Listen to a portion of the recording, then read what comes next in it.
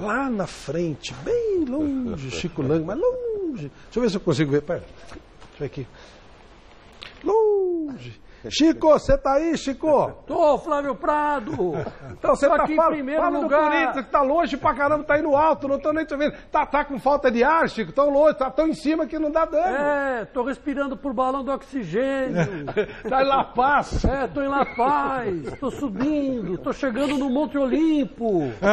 Tô encontrando os deuses da Grécia. Tá impressionante. Já tô chegando perto de Zeus, de Apolo. Todas as divindades gregas estão ao meu lado. Tá até alucinando, né?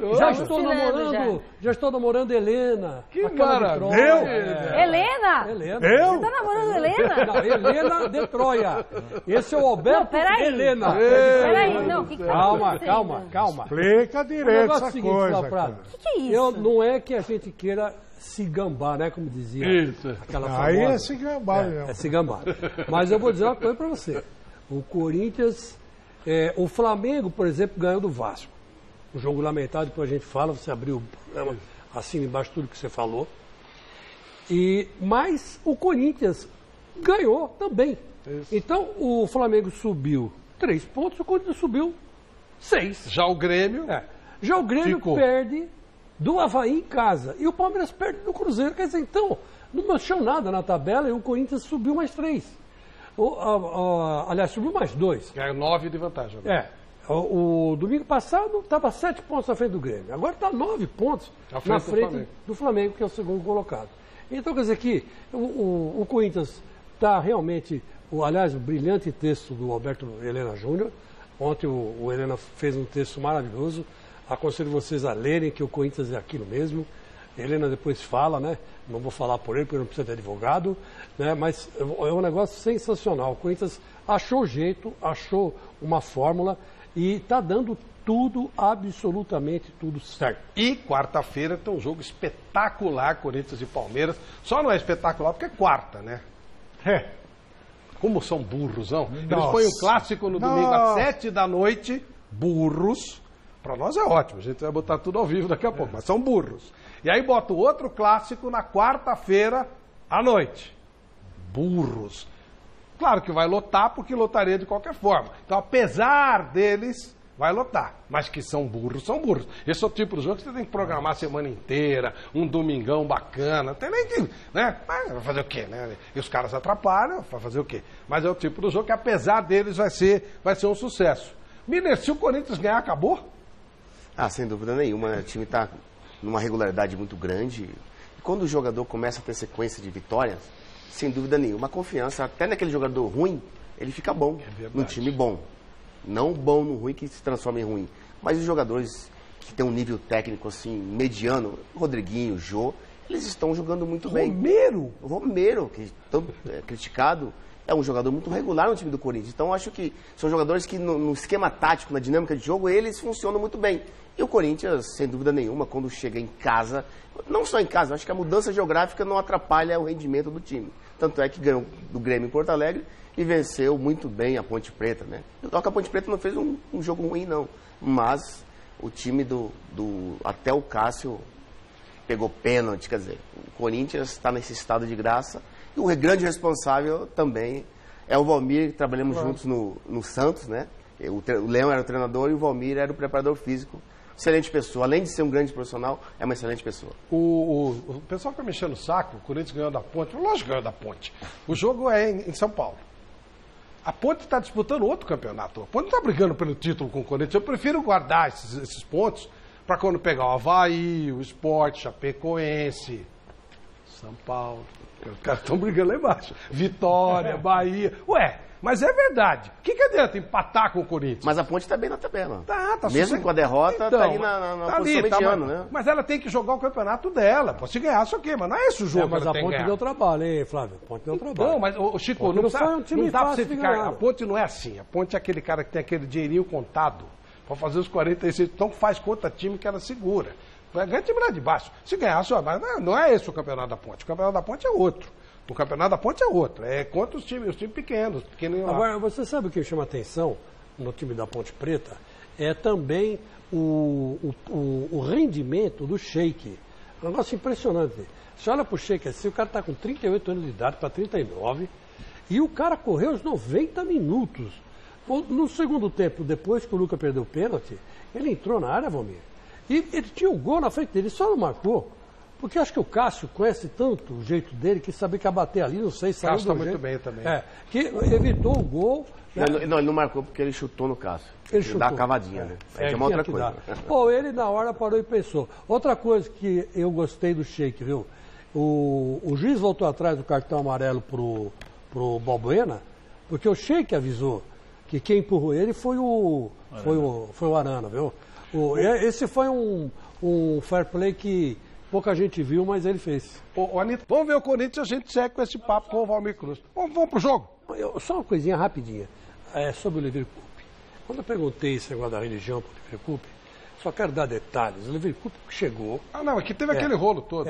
Ele, na verdade, não é que ele proibiu cultos, seja quais forem, no caso evangélico, lá dentro da concentração, mas ele pediu encarecidamente para que os jogadores que praticam essa religião fizessem fora... Cada um cuidar da sua vida. Fala assim, eu não me incomodo, eu dispenso vocês da concentração, vocês podem ir para a igreja, fazem o que vocês quiserem. Agora, aqui dentro, eu não quero saber disso. Perfeito. Resultado, aplacou o Santos está aí e é o único time invicto brasileiro na Libertadores. Embora eu tenho certeza que tem gente também no Corinthians que reza. Quer dizer, quando tá ganhando, pode tudo. Quando não tá ganhando, pode nada. E deve ter gente no São Paulo que não reza nada e não joga nada também. Então, vamos pro jogo do Corinthians. De vela pro capeta, time de 89% de aproveitamento. Um absurdo. Vamos lá.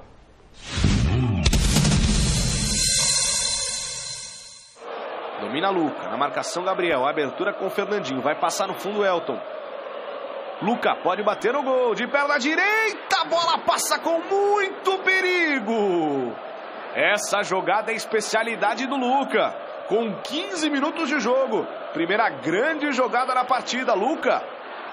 Abertura com Léo Príncipe, pode fazer o cruzamento de perna direita no segundo poste, Jô, escorou de cabeça, tá valendo Romero. Ai, se o Romero faz esse gol. O Jô escorou de cabeça, a torcida aplaude de pé, senhoras e senhores. Caiu, pediu a falta, o juiz mandou seguir do Maicon pro Jô, condição legal. São 4 do Corinthians contra 3 da Ponte, Jô pro Jadson. Na dividida a bola sobrou com o Jô de direita. Houve desvio, escanteio. Boa chegada do Corinthians. Vem o cruzamento no meio da área, sozinho, Aranha! Cruzamento sob medida do Léo Príncipe. O Romero subiu no meio da defesa, sozinho. Ainda o Corinthians, Romero. O levantamento pro Jô. Aranha, tá valendo, Arana. A sobra do Jadson. Gol!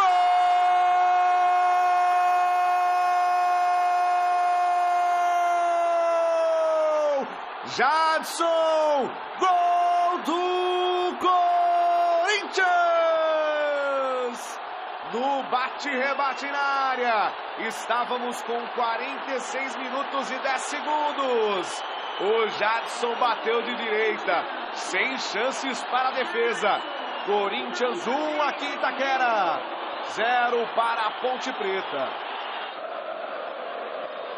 Jadson, bolão pro Rodriguinho, no meio tá sozinho o Jô. Rodriguinho, é pro Jô!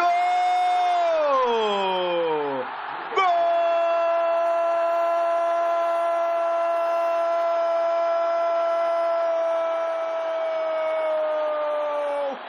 Jô!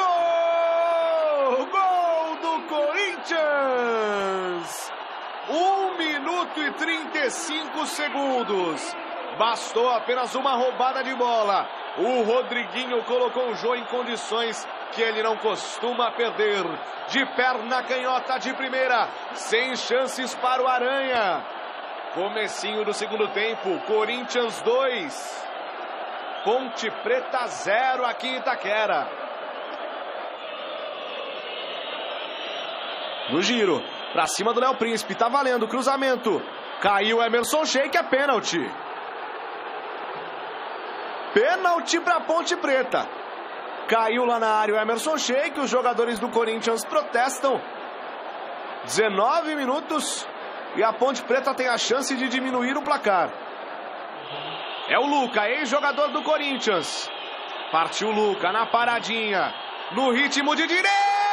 Cássio! Cássio brilha! Cássio a muralha!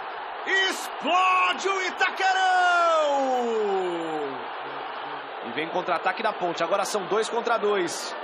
Luca vai pra cima no Balbuena. Na verdade é o Claudinho. Colocou no Emerson Sheik. A condição é legal. Sheik, Cássio!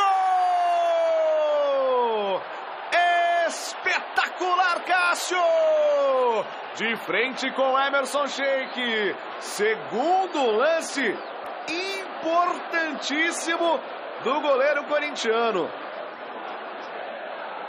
Olha o Aranha, deu presente com o Pedrinho de longe. Pedrinho Zumbi deu um chute de canhota de longe, mas foi fraco, tentou surpreender ali o goleiro Aranha. Luca, pode ser a última chance do jogo. Luca, vem a Ponte Preta, pela direita, a bola chegou no Claudinho, bateu de esquerda, bola fraca, nas mãos do goleiro Cássio, e apita Ricardo Maximeiro. Fim de jogo em Itaquera. Mais uma, agora são 10 vitórias em 12 jogos, apenas 2 empates, uma campanha daquelas para entrar na história do futebol. Aqui em Itaquera, Corinthians 2, 0 para a Ponte Preta. O tema, claro, é o líder, né? Mas o Miller fazia uma observação e a gente aprende muito quando a gente trabalha com o jogador de futebol, tem coisa que o jogador vê que a gente não consegue ver, né, Leandro? Você falava sobre o erro na cobrança de pênalti. Explica pra gente.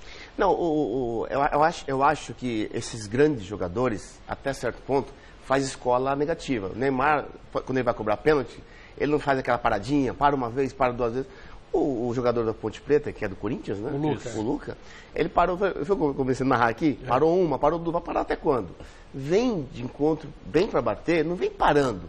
Já vem em chapa, ou rasteira ou no alto. O Cássio é muito grande, então não dá para você ficar parando. No parar, o Cássio desviou o canto e conseguiu fazer a defesa. Quer dizer, o parar, ao invés de atrapalhar o goleiro, nesse caso ajudou. Ajuda, claro, porque o Cássio ficou olhando não para a bola, olhando para o pé do jogador. No parar e na posição que ele estava, ele ia jogar naquele canto direito do Cássio. Por isso que o Cássio fez a leitura correta. Perfeito. Valmir, há um estudo sobre... bom, o Luca inclusive é do Corinthians, mas enfim, o Cássio tinha noção de que a tendência era o lado direito? Eles também recebem, né, a respeito dos batedores adversários, qual a preferência do canto. E o Cássio comentou comigo que ele esperou até o último minuto. Ou seja, que ele não se movimenta, ele fica parado esperando a reação do Luca, que vem para a bola em pouca velocidade. Que o Miller falou, se você vem com uma velocidade um pouquinho maior e bate forte, dificilmente o goleiro pega, mas ele veio com uma baixa velocidade e o Cássio esperou até o último momento e saiu para o canto certo. Helena, desculpa, você estava falando com o Valmir, a gente chamou a nossa Lux Cola, vamos em frente. Não, era o seguinte, você estava falando da questão psicológica do time. Esse negócio do Corinthians ganhar, tá com confiança e tal, o time todo está funcionando direitinho com a máquina, essa coisa diminui também, isso dá ao jogador mais confiança, mais tranquilidade e diminui o número de contusões, por exemplo, musculares. Ajuda bastante, né? A gente sempre fala que o psicológico é fundamental. Hoje no Corinthians nós completamos agora 7 semanas sem uma lesão muscular. Apesar do time estar em alta, né, com nossos trabalhos corretivos, preventivos, é um time que também não se machuca. Isso é um dado importante. Hoje nós temos praticamente o DM zerado. Os últimos a saírem foram o Wilson agora, que já começou a transição. Então, DM zerado, 7 semanas sem contusão. Quer dizer, há uma realimentação. É psicossomático, será? O time joga organizadamente, consequência, não se machuca e não se machuca, pode jogar mais organizadamente. É isso aí. E, consequentemente, a equipe que não está bem na tabela, você pode ver que o departamento médico está sempre lotado. Está cheio. O Flamengo, me diga uma coisa, isso teria acontecido com o Renato Augusto, por exemplo? O Renato Augusto foi, eu não peguei, né? Eu só ouvi falar que ele fazia um trabalho especial mais fora do campo do que dentro do campo. Então foi feito um trabalho para prevenção de lesão, um trabalho de ganho de força para que ele pudesse atuar nos treinos principais da semana e assim teve uma sequência maior de jogos. Ô Valmir, você é um dos profissionais mais atualizados que a gente conhece, trabalhou muito no exterior, está por dentro de tudo que acontece e a preparação física no Brasil também é de alto nível. Esse time do Corinthians, ele corre mais do que os outros ou ele está correndo mais corretamente? Qual é a sua avaliação? Você deve ter dados, inclusive, para fazer comparações. Sim. Não, eu acho que ele não corre mais que os outros. É um time mais organizado, né? Se você observar bem as linhas de defensiva e ofensiva, eles estão sempre muito próximas. Então, um time organizado, né? E com o atleta sabendo o que vai fazer, ele cumprindo a função que foi determinada para ele, ele realmente, eu vou falar para você, ele corre certo, ele não corre errado. Né? Porque muitas vezes você, com um placar adverso, você tem que correr muito mais para tentar chegar a um empate ou até virar o jogo, né? Então, o Corinthians hoje, né, uma tendência dele é essa daí. Um time organizado, um time que sabe sofrer, né, e uma equipe que sabe utilizar o contra-ataque na hora certa. Sabe o que acontece, Flávio? Em outras palavras, vamos dizer que o Corinthians é um time bem posicionado dentro de campo. No gol do Jô, se você reparar bem, a distribuição tática da Ponte Preta toda desorganizada. Cheio de buraco no meio, entre os volantes e a defesa. Tanto é que o Jô chega dentro da área sozinho. Não tem aquela, né, que a gente fala, né? Aquela cobertura diagonal do zagueiro nas costas do lateral, do outro volante nas costas do zagueiro para cobrir e ficar outro zagueiro contra o atacante. Quer dizer, o Jô chega inteiro, sozinho, limpo, por isso que ele fez o gol. O Corinthians não dá essa brecha para o adversário. O Corinthians é bem posicionado. E a gente sempre diz na bola, Flávio, que estar bem posicionado, você não precisa colar no adversário. Você já, no bom posicionamento, já é uma marcação. Então o Corinthians, além de ser bem posicionado, ele encosta na marcação, né? Estreita, diminui o espaço do adversário. Você pode ver que o adversário dificilmente, o adversário tem muitas chances de gols. Tem uma, duas ou três, mas quando pega um time com muita qualidade.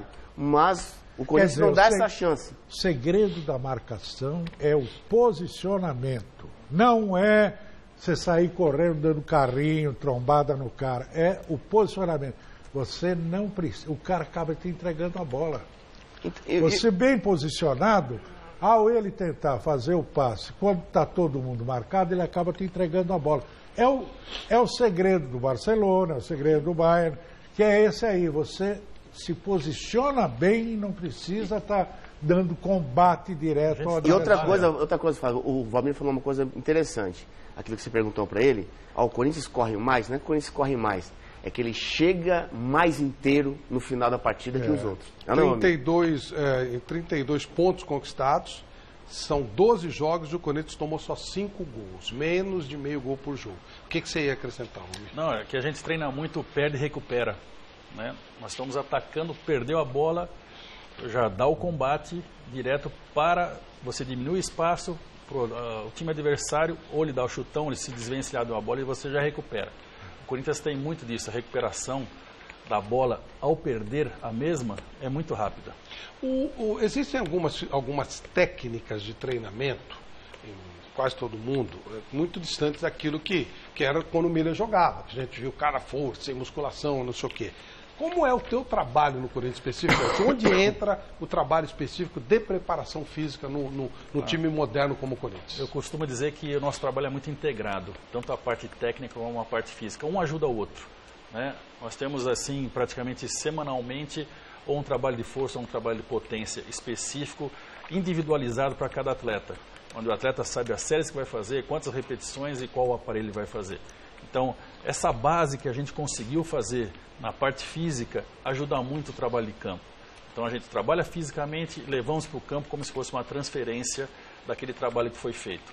E, consequentemente, o trabalho de campo, que é feito em jogos reduzidos, em jogos posicionais, eu vou falar para você, a gente sempre trabalha utilizando a mesma ideia de jogo. Ou seja, vamos fazer um trabalho 8 contra 8, é posicionado, não é como se fazia o rachão, cada um por si, o zagueiro joga lá na frente, o lateral joga no meio, absolutamente. Então a gente posiciona sempre nos treinos nossos, então o atleta sabe o que vai fazer. O time de cima treina igual o time de baixo, então por isso que a gente tem muitas vezes o atleta que substitui o outro que é titular por cartão ou algum tipo assim, ele sabe o que vai fazer porque ele já treina daquela mesma maneira. Então essa ideia de jogo fixa que nós temos é que ajuda bastante. Sabe o que acontece? Inclusive variação tática? Assim, ou tem um padrão único, como é que vocês trabalham? Nós temos uma ideia de jogo, né, e a gente segue sempre os princípios que foram passados pelo Fábio. Parte de um princípio, né? Isso. Sabe, como eu trabalhei com o Valmir, já sei o que ele está dizendo.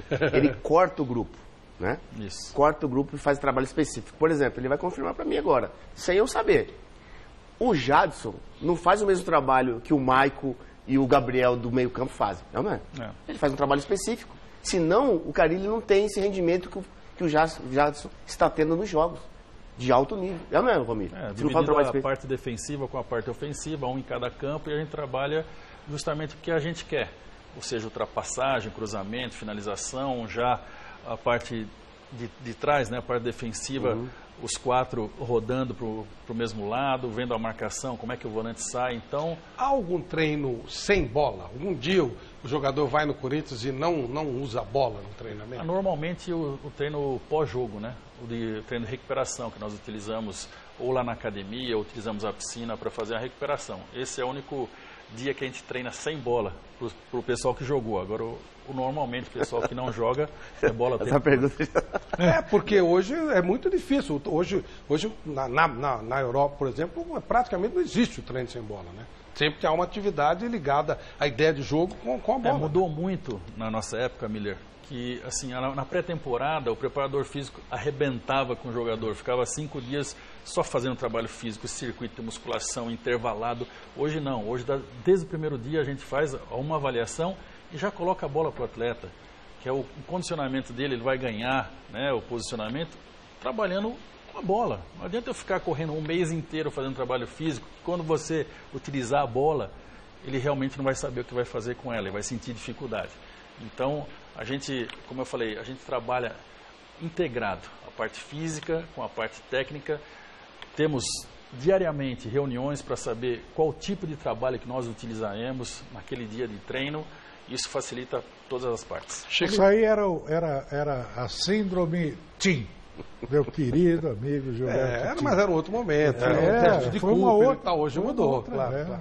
Eu vou te fazer a pergunta que todo torcedor corintiano gostaria de estar fazendo aqui no meu lugar. Você sabe que nasceram 2 meninos aí recentemente no Corinthians, que a torcida tem uma expectativa muito grande. Um já está jogando, que é o Pedrinho Zumbi, que eu chamo de novo, chamou de Zumbi. Eu chamo de Zumbi. Ele ligou, falou, seu Chico, o Zumbi, ele é muito educado, Pedro. Então eu liguei assim, seu Chico, o senhor é muito querido, eu gosto muito do senhor, meu pai é seu fã, minha mãe também, mas Zumbi entendeu? Mas ele não para de chamar. Então, não, é porque ele é muito parecido com o Michael Jackson naquele clipe sabe que levanta todos os mortos lá, o thriller. Então, quer dizer, ele é parecido. Vai ver que o Michael Jackson se inspirou no Pedrinho, claro. No Pedrinho. Mas se bem que o Pedrinho é muito mais novo que o Michael Jackson. Mas não importa, ele está jogando muito. E outro jogador que a torcida está alimentando uma esperança enorme, eu pelo menos não vejo a hora que ele entre para ver se vai ou não vai o negócio.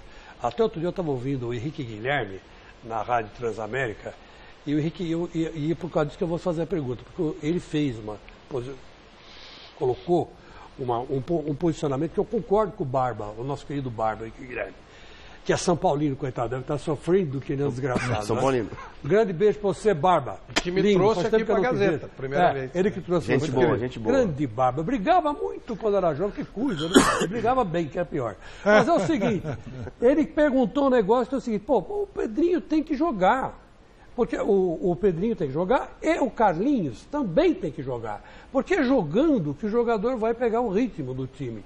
Por que o cara que teve aqui, ele falou assim, porque o Jô e o Casinho não deixam, né? Não está deixando ele subir. Mas será que não dá para encaixar ele num banco ali e de repente colocar, Sim, o grande mérito que nós temos hoje no Corinthians é que nós temos 14 atletas da base no profissional.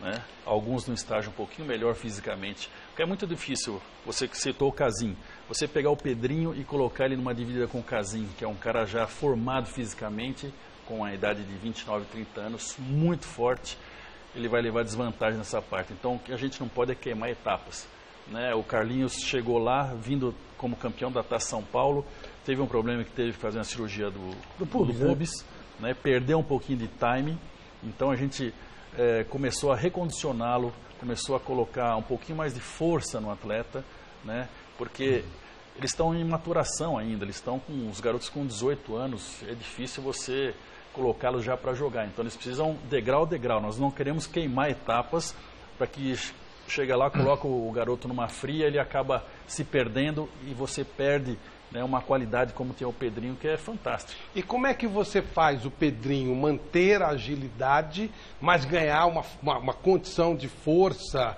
massa magra, mas que ele possa dividir com o Casim? Então, aí está a grande diferença. Como a gente fala que o atleta, a gente vai colocar força, já pensam logo que vai ficar aquele brutamonte, o cara cheio Ronaldão. de músculo, absolutamente. Fazer o que aconteceu com o Ronaldo lá grandão, na Holanda. Né? Absolutamente. Né? A gente precisa preservar o que o atleta tem de melhor, ou seja, agilidade, habilidade, a mudança de direção. A força no atleta de futebol serve para ele ter o melhor arranque, para ele saltar mais, para ele mudar a direção mais equilíbrio, rápido. Né? Equilíbrio, estabilidade. Não é para o cara ficar fortão daquele tamanho. Então, nós temos o cuidado justamente de pegar esses garotos que sobem da base, estabilizá-los, ele ter um ganho de força. O Pedrinho já melhorou bastante a nível de força, né? E você vê que ele está melhorando a cada vez, a cada treinamento que a gente tem, a cada jogo que ele entra, ele vai ganhando um pouquinho mais de confiança, mais maturidade, para que daqui a um tempo ele seja titular e vá lá para cima. O Heleno inteligente, como citou o Ronaldo. E o Ronaldo teve muito problema de lesão, né? Tem a ver essa tentativa de dar força no jogador. Nós estamos falando de 15, 20 anos atrás, não tem a tecnologia, tudo que se conhece hoje. Imagina, até medicamento, tudo.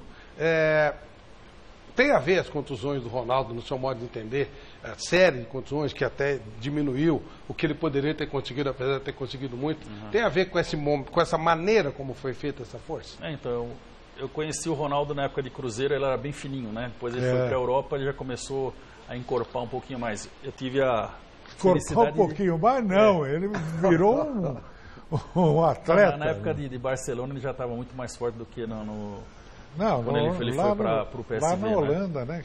Foi... Exatamente. E eu tive a felicidade de trabalhar com o Ronaldo no Corinthians em 2009, quando do retorno dele para o Brasil, né? E qual é o teu diagnóstico? O que você acha? Teve a ver? As condições têm ligação? Eu acho que sim, porque ele cresceu bastante, né? E dizem que aquele problema que ele teve justamente no tendão foi do músculo ter ficado muito grande, ter tracionado bastante e ter o tendão não suportado ali, né? Mas eu não cheguei a entrar em detalhes com ele.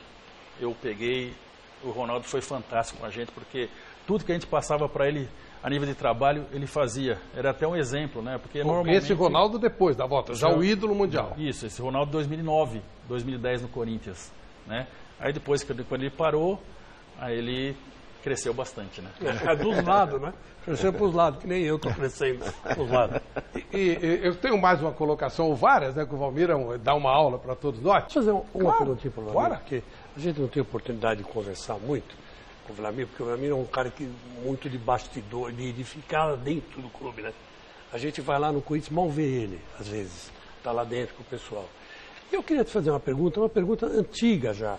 Que eu te vi outro dia lá no Corinthians, eu te vi lá, mas não esqueci de fazer a pergunta. Passei campeão em 2015 e tudo, né? Então, eu quero te perguntar o seguinte. Se o Ronaldo fosse convocado pelo Dunga para a Copa de 2010, ele acabou chamando o Grafite, você acha que ele poderia entrar e jogar na Copa normalmente ou não? E se isso afetou o Ronaldo psicologicamente e apressou um pouco o encerramento da carreira dele? Existia sim um zoom lá com a gente que ele estava sendo observado para ir para a Copa do Mundo, né? E foi o gancho que a gente teve para pegar e vamos, Jonas, você precisa cuidar mais porque estão de olho em você. Eu acredito que 90 minutos, talvez não, mas uma boa parte da partida ele estaria. E outra, né? Entre aspas, sem o trocadilho, é um jogador de peso. Um jogador respeitado no mundo todo. Faltando 15 minutos entra o Ronaldo, os caras, opa, peraí, né? Que a gente viu o que ele fez aqui, né? Que ele fez aquele jogo contra o Santos, aquela coisa do cara, o Miller, né? O cara que veio na curva, né? O cara que veio antes, aquele gol no Fábio Costa. Aí ele falou, pô, como é que não? Eu fiquei olhando ele o tempo inteiro, ele estava se adiantando. Aí o Fábio Costa não percebeu o que ele viu. Quando percebeu, já estava lá dentro. Então, quer dizer, é um negócio, não é nada, é um cara diferente, pô, é um cara que inventa uma situação, né? Pois é, o diferencial foi bem lembrado pelo Chico, né? Eu acho que esse processo em 2009 e 2010 fez com que o Ronaldo se motivasse, além da motivação de ser estrela no Corinthians, né? Mas essa perspectiva, né?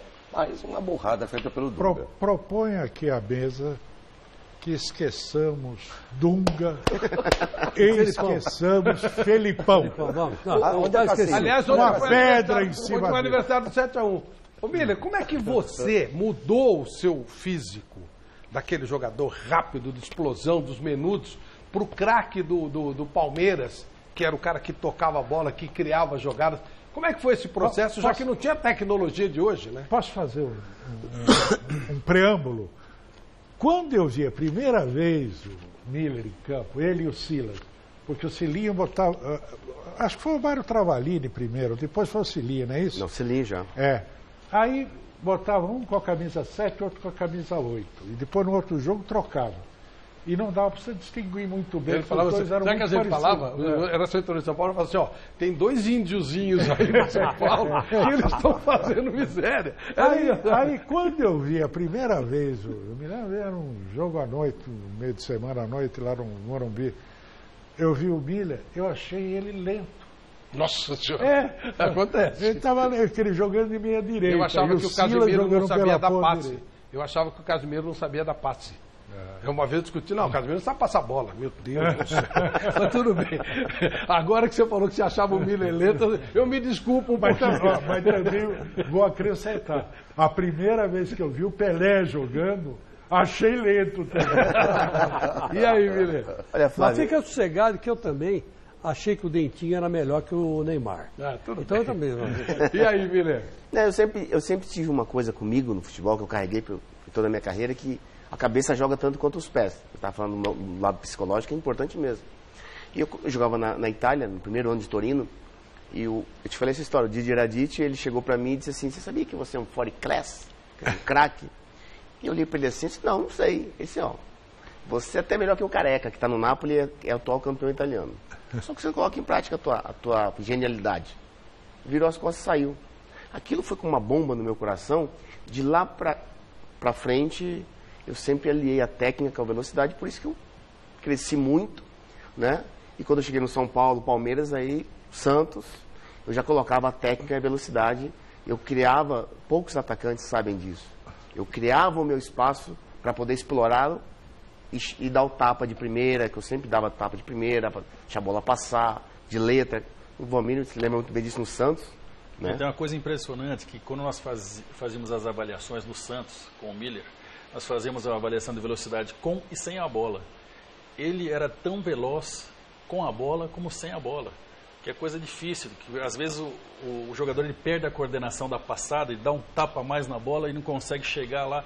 O Miller não, ele carregava a bola junto ali do pé e tinha uma velocidade Mas esse é o ponto violenta. Da genialidade. É o que diferencia o craque do jogador. E tinha uma coisa também, Flávio, que o Rosan estava com a gente no Santos e tinha aquele aparelho do Cybex. Voltou para lá agora, né? Exatamente, voltou, né? O grande Rosan. O Cybex, aquele aparelho foi muito importante na minha carreira. Porque no Santos, às vezes eu não treinava com o Valmir, mas eu treinava no Cybex.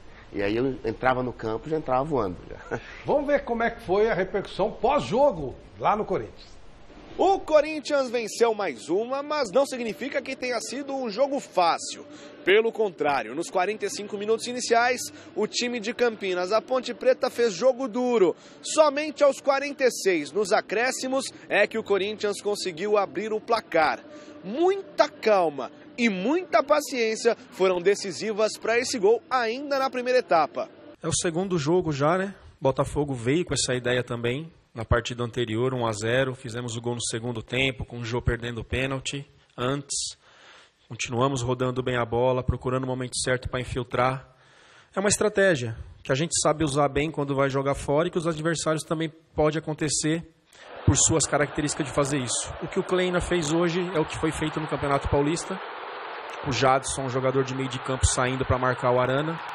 Né, quando a gente confirmou a escalação, já sabia que a ideia de jogo era para jogar no nosso erro. E quando o adversário vem assim, você tem que ter paciência, rodar bem a bola e ficar com ela.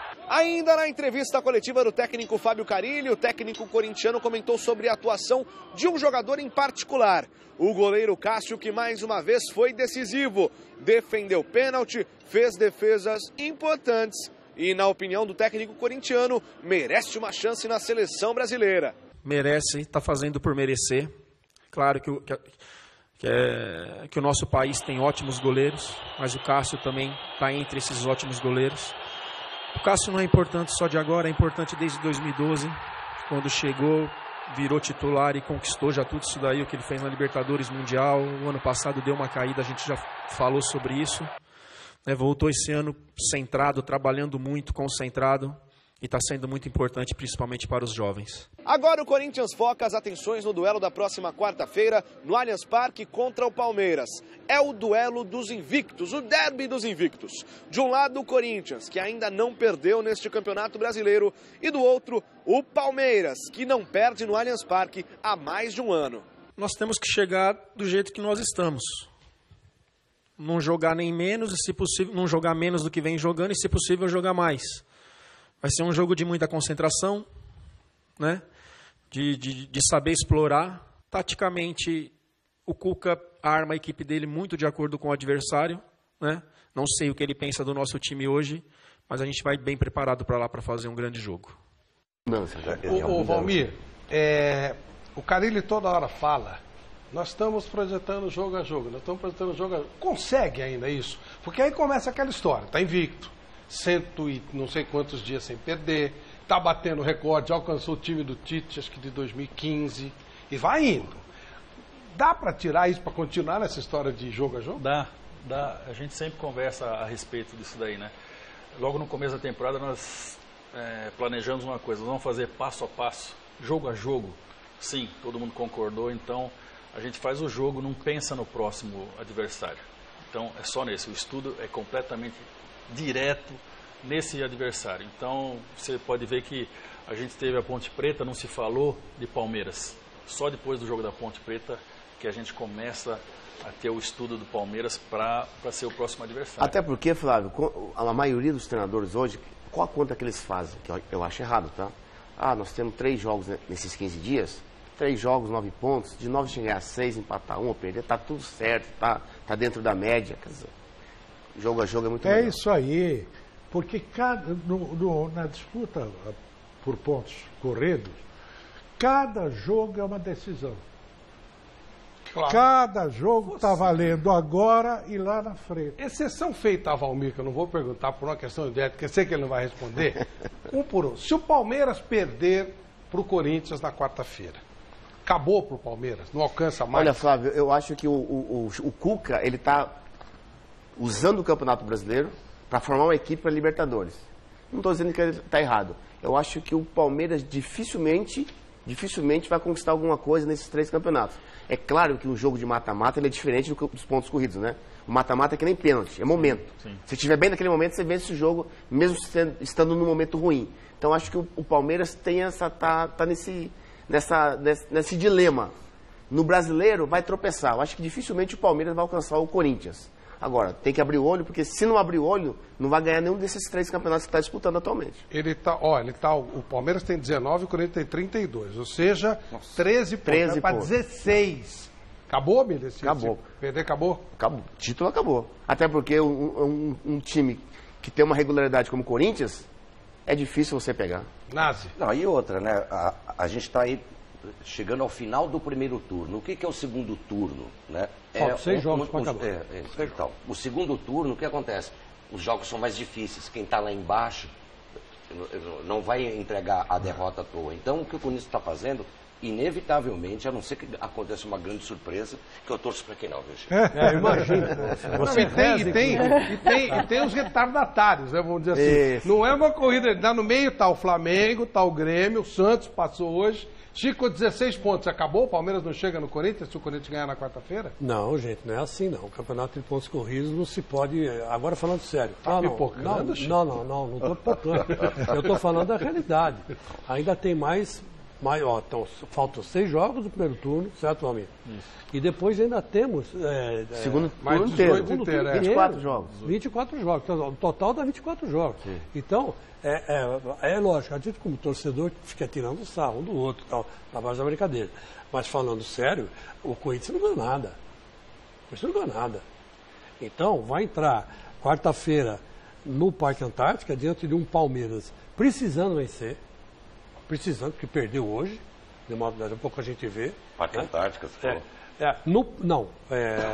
Parque Antártica, desculpa, é no estádio W Torre. O estádio W Torre vai estar lotado. Fala, 40 pessoas, todos palmeirenses lá no estádio W Torre. Quer dizer, aí, porque o Alberto Helena me proibiu de falar de arena. Ele não fala mais Allianz Parque. Não, é estádio W Torre, é da W Torre o estádio. Então, quer dizer, é duro você jogar lá. Isso é uma maldade. Não é maldade, não, senhor. É realidade. Outro dia eu estava conversando com o mestre e eu corrigi o mestre. O mestre falou, é uma jogada ensaiada. Eu falei, mestre, desculpa, não é jogada ensaiada. É jogada treinada. Ensaiada é quando você combina com o cara. Né? Então eu vou no show do Nazi. E aí, Chico, você vai fazer uma participação. Você entra no final da música tal. Então eu já sei a hora que eu vou entrar. Você me dá a letra e tal. Isso aí é um ensaio. Estamos fazendo um ensaio. Agora, treinada, jogada treinada é outra coisa. Jogada treinada você faz sem o cara saber. Existe uma terceira, Chico. Qual é a terceira? Combinada. Combinada. Helena, e aí? Tem a combinada. O Chico acha que não. Para você, se o Palmeiras perder na quarta-feira, não chega mais no Corinthians?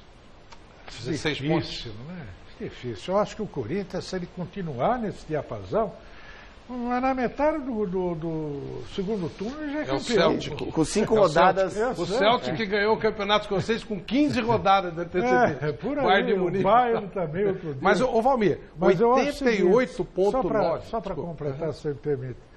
Eu acho que o Palmeiras tem que definir o seu time. Ele tem que usar esse campeonato brasileiro exatamente para disputar a Libertadores, sabe? Ele tem que definir um time, jogar com o mesmo time, que esse é o grande segredo do Corinthians. Porque, sabe por quê, Helena? É verdade o que você está dizendo, Flavinho. Muda muito o time do A gente está cansado de ouvir o Palmeiras tem o melhor elenco, mas não tem um time. Exatamente. É um time tímido. Hoje, o jogo de hoje contra o Cruzeiro, o jogador dá aquele passe, vou te dar o passe. Espera a bola, porque está chegando. É o jogo combinado que você falou aí. Valmir, 88,9 é um absurdo, é fora de qualquer padrão. Com 70% é quase impossível o time não ser campeão. O Corinthians tem 88,9. Ou seja, vocês sabem que o time vai cair? Você acha que isso aqui é possível de... Vocês conversam com isso sobre os jogadores? Não, a gente não toca no assunto porque a gente não está preocupado com estar invicto a tantas partidas e obrigação. O combinado foi o seguinte, nós vamos chegar lá em cima, faltando as 10 últimas rodadas, a gente vê o que faz. Então a gente nunca comentou em o Corinthians vai ser campeão, o Corinthians vai ser... Absolutamente. Eu acho que um dia, né, uma partida vai ter uma oscilação. Isso é impossível você manter isso. Está muito alto, né? Porque então, também o Corinthians não tem um grande elenco. Isso. Ele tem um time mais definido e tal, mas tem poucas Quando você falou 14 meninos da base, são meninos da base. Meninos da base, exatamente. Então a gente tem que estar preparado justamente para essa oscilação. Né? Um dia que der uma escorregada em um jogo, a gente saber que o caminho, a linha de trabalho que a gente está fazendo é a linha correta. E a gente não pode se assustar porque vão tirar tudo dentro do armário, né? E vão jogar, tá vendo? Falei para vocês que o time não era tudo isso. Então a gente não pode ficar com medo de enfrentar as coisas como elas são. Então vai ter uma oscilação normal e a gente vai continuar a nossa batida. Nós vamos mostrar agora o lance Lucas Cola, mas é impressionante como os caras arrumam um gol contra a Ponte Preta com aquele lance Lucas Cola. É inacreditável, cara. Eu só não sabia qual, né? Falei, qual dos gols do Corinthians vai ser o lance Lucas Cola de hoje? Flávio, mas foi o gol do jogo. Foi um gol bem participação nenhuma. Não, eu imagino. Olha, o lance Luke Collor é mais um gol do Jô. Aliás, o Jô, ele já é o garoto do Luke Collor, né? Nossa. Impressionante. É que ele fez muito gol decisivo. É o Mister Luke. Foi realmente uma jogada muito bem trabalhada. Esse lance foi tão bom quanto pintar com Luke Collor.